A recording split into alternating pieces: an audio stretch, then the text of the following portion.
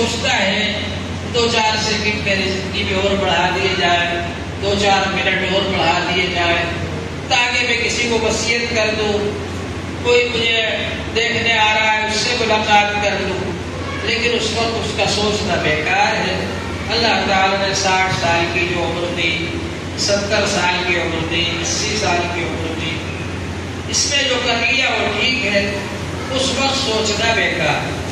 اسی طرح سے جب جنتی لوگ جنت میں پہنچ جائیں گے تو وہاں پہنچنے کے بعد ان کو کسی چیز پر کوئی افسوس نہیں ہوگا سوائے اس سانس کے جو اللہ کا ذکر کیے بغیر گزر گئی۔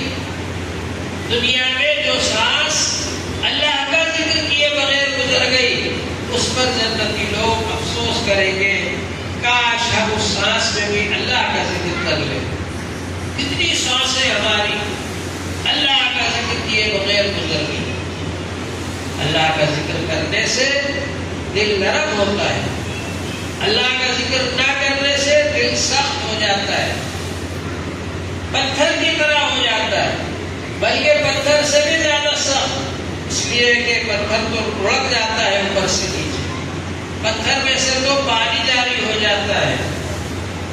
پتھریلا علاقہ ہے، وہاں کھدائی کرے پانی نکل آئے گا وہاں سے، پہاڑ میں سے آبشاریں نکل آتی، لیکن انسان کا دل اتنا سخت ہو جاتا ہے کہ پھر وہ نیکی کی بات سوچتا ہی نہیں، ایک کام کی طرف اس کا دل ہی نہیں چلتا۔